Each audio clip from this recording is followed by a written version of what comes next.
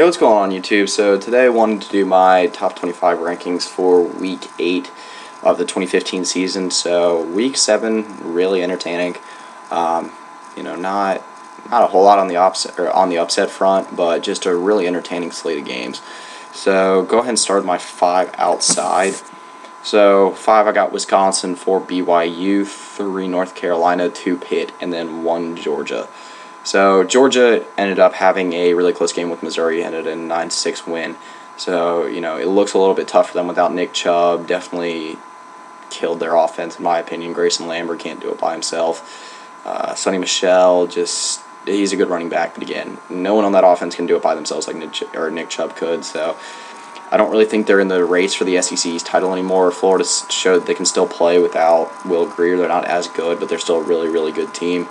And I think for the time being, Georgia is the second best team in the SEC East. So Pitt, 5-1. They did crack the AP top 25 this week, but for me, they're not inside the top 25 yet. North Carolina has been on a roll last couple of games, able to beat Georgia Tech, able to beat Wake Forest by a decent amount last weekend, a team that Florida State could barely squeak by. So they've been looking better. It looked like a team that could maybe crack the top 25 to finish the season. BYU beat, I believe it was Cincinnati on Friday night? Yeah, I think so. So BYU's been solid ever since that Michigan loss. That Michigan loss, at this point, is just kind of, I think it's past.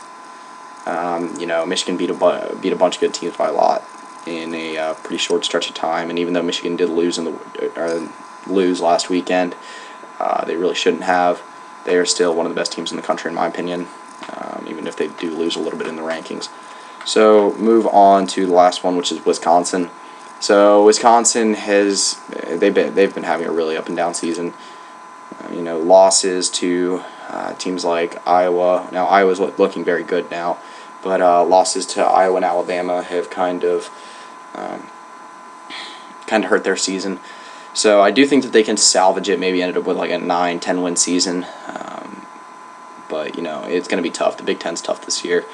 All right, so moving to the top 25. 25, I got Mississippi State. So Mississippi State they've been hanging around this year. They beat, I believe it was Louisiana Tech. It was a pretty impressive win. Louisiana Tech's hung with a lot of teams this year. Louisiana Tech is a very good non-Power 5 team. And Mississippi State's shown they can still hang in the SEC West, even if they might not be the contender to win. So 24, Ole Miss, it's been a rough couple of weeks for them. They end up losing to Memphis, who is a good team, but Ole Miss probably should have beat. Now, ever since that Alabama loss, now that makes, I believe they're 5-2 now. So obviously they got a lot of work to do to salvage their season. They've got a lot of talent on both sides of the ball, but they do get I believe they get Laramie Tunsil back next week, so that should boost that offensive line and see if they can get back on the right track. For the time being, though, I think they're out of the SEC West title contention. Obviously, the Memphis game didn't count as an SEC loss, but kind of exposed Ole Miss, and see if they can start getting better before games like LSU, games like Arkansas, games like, I'm trying to think of who else they have left, Texas A&M. So yeah, they do have a couple tough games left. So move on to number 23, California. So Cal, really their only loss is to the number 3 team in the country right now, which by 7 points when their superstar quarterback threw 5 interceptions. So as a whole, I don't think California is a very bad team. I think they are the second best team in Pac-12 North right now. Stanford obviously is the first, and California has, I think they have a real chance to finish in the top 25 this year. I think they are one of the best 25 teams in the country. So move on to 22, Temple. So Temple, undefeated still. They have had a couple close games, but they're definitely contenders in the AAC. A pretty strong AAC for the first time I've seen ever this year. So 21, Duke. Duke looks like they do have a pretty real chance to win the ACC Coastal. They are the highest ranked team in that division right now. They also have the best record. Obviously, their win against Georgia Tech not looking so good anymore. Losing to Northwestern also doesn't look very good, but I do believe in this Duke team. I think they can have the same year that they did in 2013. So move on to number 20, which is Houston. So it looks like Houston and Memphis is going to be the game of the year in the American Athletic Conference. As Houston was able to pull off I really don't know, but they are still undefeated. Greg Ward's been looking good. Their entire team has been they've been a good surprise this year. So they do have a few quality wins. I do believe they beat Louisville in the beginning of the year, and they just keep on trucking. So I don't think that if they go undefeated, they'll be able to make the playoff. I don't think they have had the out-of-conference schedule they would need to, but for the time being, they definitely look like a top 25 team. So move on to number 19, Toledo. So Toledo just dismantled a very, very bad Eastern Michigan team, but Toledo's offense does look pretty lethal. They look like they are the best team by far out of the MAC. Again, another team a lot like Houston that I don't think they have the out-of-conference resume to make the playoff because they did need overtime to beat Iowa State, and the Arkansas win does look impressive though at this point. Arkansas, while they're still, I believe, 2-4, they've been looking a little bit better since the start of the season. So that win is impressive. An Arkansas team that was able to hang with Texas A&M, that was able to beat Tennessee. So, Toledo's doing well for now. Move on to number 18, Texas A&M. So rough game for A&M against Alabama. Kyle Allen didn't have a good weekend. I believe, they had 3 interception returns for touchdowns. Might have been 4 turnovers as a whole return for the touchdown. So they did have, I believe that is the best defense they've faced so far this year. And it obviously was the best defense I think Kyle Allen has faced since he's been in college. So, tough game for him. I still think that Texas A&M can rebound and put themselves back into the SEC West title contention. So move on to number 17, which is Michigan, who might have had the roughest ending of any game last weekend. They had if you guys didn't see, I'm pretty sure everyone did. They had a muff punt that Michigan State returned for a touchdown to win 27-23. Michigan probably should have won the game. It was a very close and entertaining game, but Michigan is definitely a team that can still play spoiler and can build towards a playoff berth next year. So move on to number 16, Oklahoma, who just dismantled Kansas State last weekend, 55-0. The entire team looked good. They looked like they were pissed about that Red River game. Obviously, they did not look good at all in that game. So OU getting on the right track. They have a pretty big game against Texas Tech this weekend. See if they can keep on trucking and get themselves back into the group of the best teams in the Big 12. So move on to number 15, Memphis. So I do think the Memphis is really underrated in all the polls this week. I believe they're 17 in AP and then 18 in Coach's poll. They beat an Ole Miss team that's pretty good that was able to beat Alabama. They are undefeated so far. I don't really know what else they need to do to get higher in the rankings, but I do think that if there is any non-Power 5 team that can make the playoff, it is Memphis. They have a pretty clear track to the college football playoff right now. Obviously, if the Power 5 teams, if all the teams that make the playoff are either undefeated or one-loss teams with impressive resumes, then I don't think that Memphis would be able to make it in. But say if it's down to like a 2-loss Alabama team or an undefeated Memphis team, then I think you got to throw Memphis in because of the fact that they just beat a team that beat Alabama.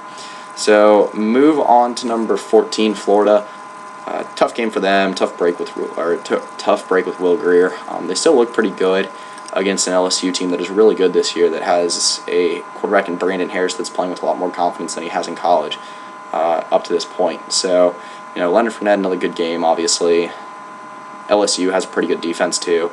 So, Florida, for me, they are the best team in the SEC East. They probably will win the SEC East, but I don't think they're going to be, with Will Grier gone for the year, unless Treon Harris. Treon Harris didn't play bad, but it was a game you would expect out of Treon Harris. So, for the time being, I think that Florida can move back into the top 10 rankings. They do have a very, very solid defense. They are a pretty well-rounded team, solid running game. So I just think you got to give them a little bit of time, and definitely a team that can contend for an SEC title next year. So moving on to number 13, Oklahoma State had a bye week, but head into a game against Kansas this weekend. A Kansas team that looks like they have a little bit of new life with Ryan Willis, a quarterback, the true freshman. Almost beat Texas Tech last weekend, which was really surprising. So, if Oklahoma State can put them away like pretty much every other Big 12 team has, then I think it just kind of helps their cause heading into a end of October, November slate that definitely will decide the Big 12. They have Texas Tech and then Baylor, TCU, and OU all in Stillwater. So big weeks coming up for Oklahoma State. Moving on to number 12, Notre Dame. So Notre Dame had a very impressive win against USC. A USC team that looked like they were a little bit revitalized after a really bad loss against Washington. So seeing Deshaun Kaiser and that offense being able to win in a shootout against an offense that's that talented, that good, it's very good for Notre Dame. Their only loss is a very, very close loss to a very good Clemson team on the road when it was just awful outside. So, for me, Notre Dame's still a playoff contender. They're as talented as any team in the country, in my opinion, even with all the injuries that they have. CJ Prosise has been playing very, very well. The defense has been stepping up when they need to, and I think they're in a good position right now. So move on to number 11, Iowa. So this is a team that a lot of people are jumping on the bandwagon for right now. An unbelievably good win last week, one that I didn't see coming. The fact that that offense was able to put up 40 points is really impressive to me. So I think if Iowa can, obviously their schedule sets them up to be able to go undefeated for the rest of the year. If they can get past teams like Minnesota, Nebraska, Maryland, which obviously I think they have the ability to do, then that leads them directly into a Big Ten, I believe they're Big Ten South. So Big Ten South title, which is big for them. Huge turnaround with Kirk Ferentz this year. C.J. Beathard's been looking very good. And I think this is an Iowa team that's the best Iowa team I've seen in a long time. So, move on to number 10, Stanford. Alright, so number 10, Stanford. They have been looking very, very good ever since that opening week loss to Northwestern. It was hard to make a Stanford at the beginning of the season, hard to know how good they were, but I do think that they're the second best team in the Pac-12 right now. They don't play Utah this year, I don't think, but that is setting up for a very good Pac-12 title game, which will be extremely entertaining, one that I do think will decide the playoff. If Stanford can stay a one-loss team this year and win the Pac-12, then I believe they're a shoo-in for the college football playoff. One of my original predictions to be in the college football playoff, which after that first week wasn't looking too good, but they really are looking like the best team out of the Pac-12 North. They will have a tough game against Cal at the end of the year, obviously a big rivalry game. Will definitely help their cause if they win, but that win against UCLA last week was very good. I believe it was 56-35. The fact that they were able to oust Josh Rosen quarterback that looked a little bit more confident last week, threw for over 370 yards, threw for 3 touchdowns. Granted, he did throw two interceptions. But seeing the offensive firepower from Stanford like that, especially with the game that Christian McCaffrey had, I believe it was like 370 yards and 4 touchdowns or something like that. And, it was just a really impressive game all around for Stanford. They're looking better and better every week. They've beaten a bunch of good teams from both divisions in the Pac-12 North and Pac-12 South. And, I think they're setting themselves up for for a college football playoff appearance right now. So move on to number 9, Florida State. So this past weekend was the first time I've seen Florida State actually put an opponent away like they should. Big game for them. Dalvin Cook looked great. 41-21 victory, I believe it was over Louisville. And Louisville's been playing a lot of teams close this year. They're a good team, obviously not as good as they've been in 2-3 years past. But nonetheless, a big one for Florida State, showing that, Clemson's not the only team that can contend out of the ACC. So move on to number 8, Alabama. So big win for them. Their defense has been looking just phenomenal the last couple of weeks, shutting down Georgia, shutting down Arkansas, and then shutting down Texas A&M. Offense has been looking better. Jake Coker's been making the plays that he has to. It looks a lot like the Alabama team from last year, in my opinion. Offense is getting it done when they have to. Jake Coker's not going to put up huge stats every week. I don't think he's a Heisman contender, but Derrick Henry looked good as well. So Derrick Henry definitely is one of the Heisman favorites for me this year. He is one of the odds-on favorites right now. And Alabama looking like they're really pissed off from that Ole Miss loss, and they're still setting themselves up for a SEC West title. And looks like this Alabama-LSU game is going to have a lot of meaning, not just for the SEC West, but for college football playoff implications. So move on to number 7, Michigan State. So I don't know if any team walked away more lucky than Michigan State after this past weekend.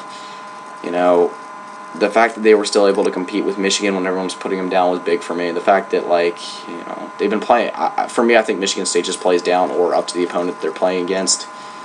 Obviously, come back to bite them at some point, especially when they're playing Ohio State. But they stay on the right track. For right now, they are still in college football playoff contention, firmly in it.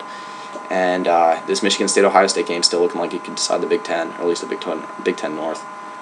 So move on to number 6, TCU. Kind of hard. Still hard to make TCU out. Obviously, Josh Doctson is one of the best receivers in the country this year.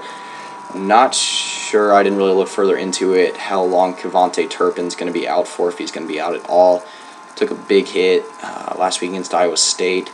They did play Iowa State pretty close. The defense showed out a little bit more than they normally do, but again, it is an Iowa State offense that is probably the second worst in the Big 12. They honestly might be the worst now if Kansas has actually found new life under Ryan Willis. But, I mean, for me, TCU, when they go on the road and have to play teams like OU, Oklahoma State, that's going to be really tough for them. Those teams that are legitimately good. TCU's not a very good team on the road. They can put up points on anyone, but that Baylor game too. Baylor's been looking really good. It doesn't look very good for. It looks fine for TCU right now, but seeing that November slate doesn't look great for them. So move on to number 5, LSU. LSU looks like the SEC title favorite for now. In fact, they were able to hold off Florida with a little bit of trickery at the end with the fake field goal. Kind of famous for LSU. They've been doing a lot of that sort of stuff with fake punts, fake field goals that have saved them on games. But I think they have a pretty favorable schedule for to finish the year. They do still have to play Alabama. They do still have to play Texas A&M and Ole Miss. So they do still have some tough games left. But Leonard Fournette keeps on trucking. Was able to still get. I believe he was still able to get over 100 yards against a great Florida defense. It was one of the best at stopping the run in the country, and he's just been looking like the best player in college football by far. So move on to number 4, Clemson. Clemson was able to beat, I believe it was Boston College this past weekend, and for the first time in a while, it looks like Clemson's going to be able to finish out the year undefeated and be able to make the playoff. Now, this Florida State game is going to be huge. I believe that is definitely the game that will decide the ACC. It looks like either Duke or North Carolina could come out of the Coastal, but I think either of those teams Clemson can handle as well. So move on to number 3, Utah. So if you guys saw my predictions from last week, I had Utah losing to Arizona State, and they were able to hold them off. So Utah looks really impressive. That defense has been consistent. Devontae Booker's been ridiculously good. Travis Wilson's been consistent, which is great for them. And right now they look like by far the best. Well, I wouldn't say by far, but they do look like the best team in the Pac-12. So move on to number 2, Baylor. So Baylor was able to put up 62 on a very good West Virginia defense, which was impressive to me. Obviously not the same defense that West Virginia had under Carl Joseph. It's hard to get a read on them now, how good they actually are without him. But I do think that Baylor is one of the best, if not the best offense in the country. I honestly think they are the best best offense in the country by far.